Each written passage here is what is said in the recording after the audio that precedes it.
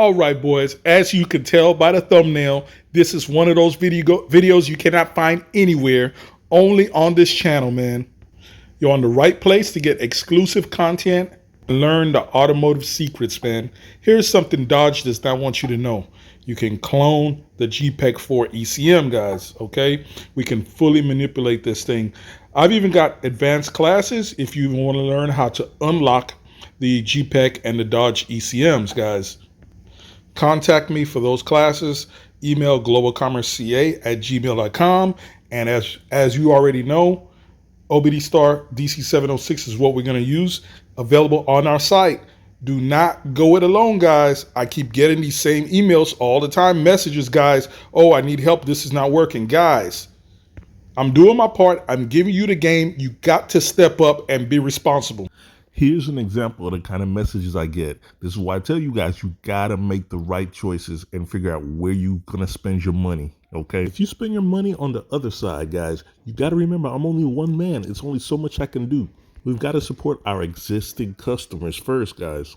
All these videos are free to support the whole world, but this is what we could do, the extent of our support. Hey, we all got to figure it out. If you don't like the advice, the game I'm giving you, and you need help in the end, no problem. Head over to globalcommerceca.com. We got a support plan, and you can buy a support plan for the DC706 or the OBDSTAR P50. Everybody that's bought these devices from us, you already know you get support directly from us. And in most cases, you're going to talk to me directly. All right, let's get started. We're going to go ahead and open the tool. We're going to go to ECU Flasher. Yeah, man, the training classes are in session, man. ECM. Let me tell you something. There's a lot of guys that say, hey, man, I want to be just like you. Let me tell you something, man. I don't want you to be like me. I want you to be better than me, man. That's what these classes are about. We're going to put in GPEC4. All right, there we go. Got no GPEC4. As you can see, the ECM is a lot bigger footprint than what we're probably used to. And you can see the chipset is SPC56. You can see that there.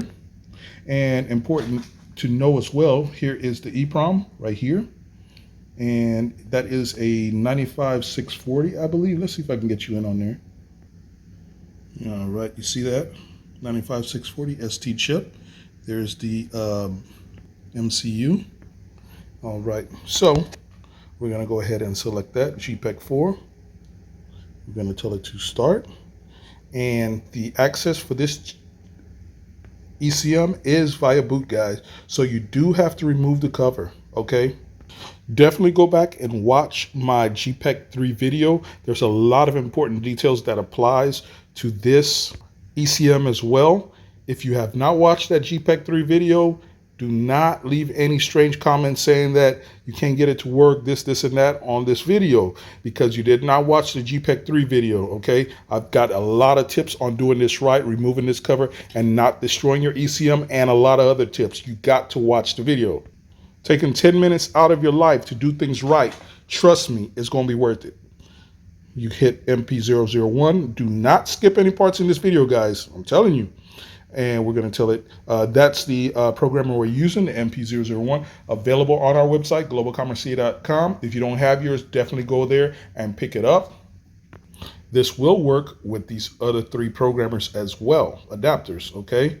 But I highly recommend you pick up the MP001. If not, you want a cheaper alternative, I recommend the P003 Plus, okay? So we tell it, okay? You want to be future-proof, you need internet for this. This is an internet tool. Okay. All right. So now we're going to go ahead and go to the pinout. And here is our ECM. That's what the GPEC4 looks like, guys.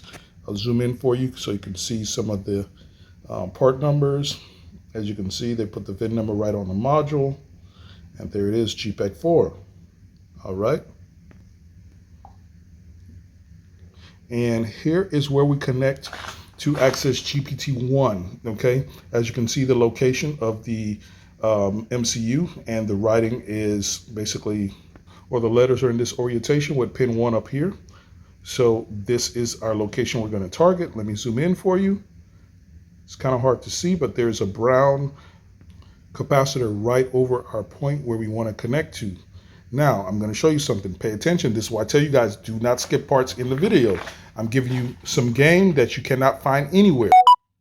All right, now the trace that the point they want you to connect to is actually right here. This first circle you see that the point of my knife is at. Now, that through hole actually bridges over to this resistor, and you can actually easier solder onto the front portion of this resistor. Do not solder to the other side, right where I'm at on this side. Be careful you do not bridge anything. Be very careful. I recommend using a microscope, guys. I got reviews on the microscope. Definitely go back and type in Global Commerce microscope review in YouTube, and you're going to find my review.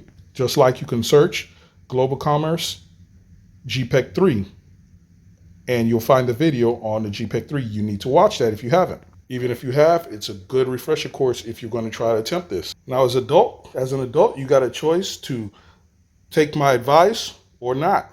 At the end of the day, we all got to figure this thing called life out, guys. I'm only doing my part to try to help. So here we go. Here's the actual pinout, okay? I need you to pay attention here, guys. As you can see, we've got power, ground, can low, and can high. We make these videos to help everybody all over the world. Those that actually purchase devices from us, you get direct support from us in the case you do run into any issues. Power, ground, can high, and can low. All right. You see it says 120 ohms. It shows that. That means you need to actually have a physical resistor between these two cables, because the GPEC platform does not natively have a 120 ohm resistor in the ECM. So you've got to put one. So I've done that. That's why I'm telling you, go back and watch the GPEC4 video. Here it is. I have it between my can high and can low. You need to watch the video if you haven't. All of that is explained in detail and exactly how to do it, so you don't come back and say, hey, I can't connect. It's not working. You got to figure out if you're going to make the right choice or not, guys. Now, I've went ahead and pinned this out in advance for us. And connected up. I soldered a wire, a spare piece of wire I had, and just connected it to GPT-1 just like that. And of course, I'm using the MP001. We've got our ECU breakout cable. If you don't have that, you need to pick that up on our website as well, globalcommerceca.com. And it's connected by OBD directly to the OBDSTAR DC706. All right, at this point, we're going to press connect. And what it's going to do is then write the bootloader. So we hit connect. All right, we've got that already done.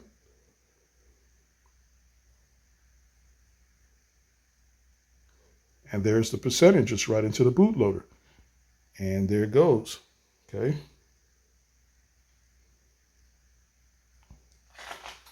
40%.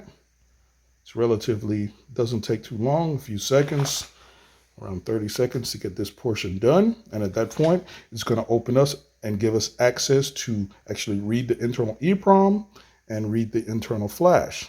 So what we're going to go ahead and do is read the rather external EEPROM. I'm going to go ahead and leave it at the default name.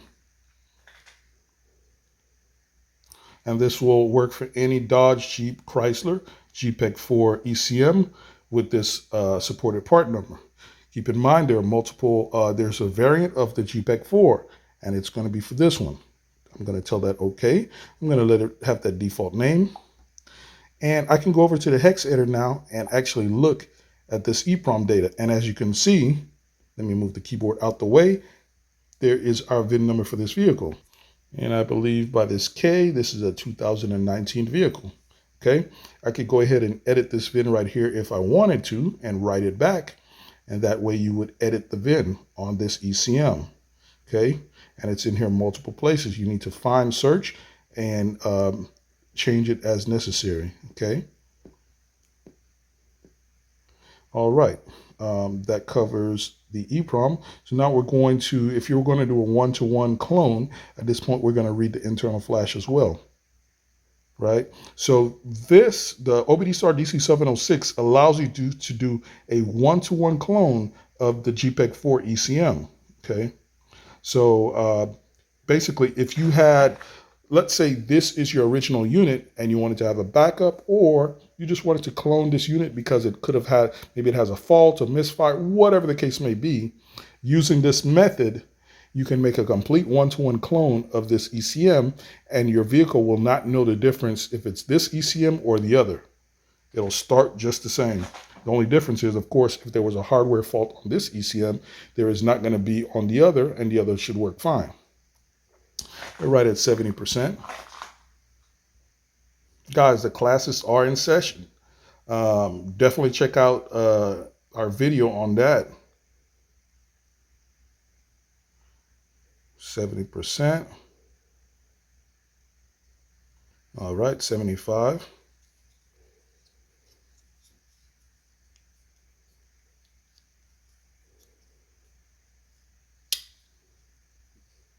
Also, we're going to have some on the CDA6. There's more manipulation you can do. If you don't have the CDA6, head over to our website, globalcommerceca.com. Also, check out, search Global Commerce on YouTube, CDA6, and you can look at some of the features and options you have with that software and what you can do. Right at 80%, 85%.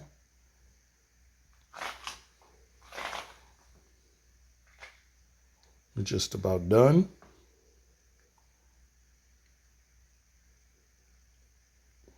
So one more sector to go. We're on 19 of 20.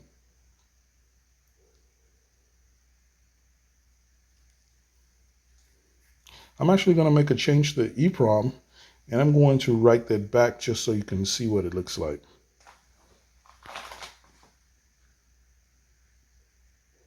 All right, there it is. So now we've got our flash. I'm going to save that with the default name. And there it is. All right, let's go, and I'm going to read the EEPROM. Actually, let's see, hex editor. I'm going to go ahead. This right now is the actual flash of the, should be the flash of this ECM. Now, by default, this ECM, they come locked. Okay, like I said, I've got special training on unlocking these ECMs. It takes special tools, different tools as well. If you're interested in that level, definitely contact me for classes. Okay, this is advanced stuff, and it's a fee if you want this kind of training. You wouldn't believe it. I give a lot of advance on how to do a lot of these things for free right here on this channel. And there are guys that actually complain. They could just go to the comments and see it sometimes. I mean, it's really disgusting, you know. I take time to post these videos, record these things, edit it for you guys, and then there's people that actually complain that I give them this free game, you know. And I'm not talking to everybody, because you'll see every now and then very respectful subscribers of the channel, and they'll comment. They'll be like, hey, man, thanks. Oh, I appreciate that. I learned something new. And you know what? You're the guys that actually do this stuff for.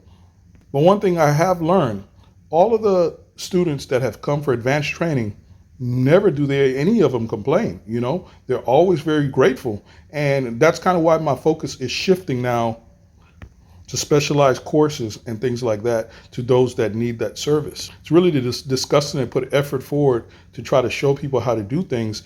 And, you know, a simple thank you is not even reciprocated. Instead, it might be a rude comment or something like that. But all the loyal subscribers, I'm definitely not talking about you guys. Definitely appreciate it. Click that thumbs up button.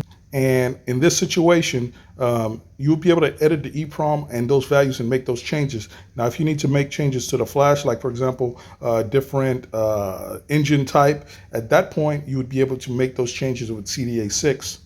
And that I will show you on part 2 of the GPEC4 video. So here on the hex editor side, let's see here. If I go, I'm going to change the last digit of the VIN to a 7. All right, so actually that's at 38. Let's change that to a 7. So that'll be 37. 37 in hex is 7 in ASCII. Okay, there's hex to ASCII converters to help you do this. You can always transfer this bin file to your PC and load it in a hex editor where you can simply make your changes on the ASCII side. So I'm just going to change it here. There's other places, of course, that it would need to be changed, but this is just an example so that you can see how it can be done. Get rid of the keyboard. I'm going to tell it to save. And I'm going to call this EPROM mod. EPROM mod, so that we know it's that one. All right. And now I'm going to write this back to the ECM. So I'm going to load external data. And there it is, EPROM mod. Okay. Tell it okay. All right. Now let's go ahead and read it back. And our value should be, now it should show the change that we made.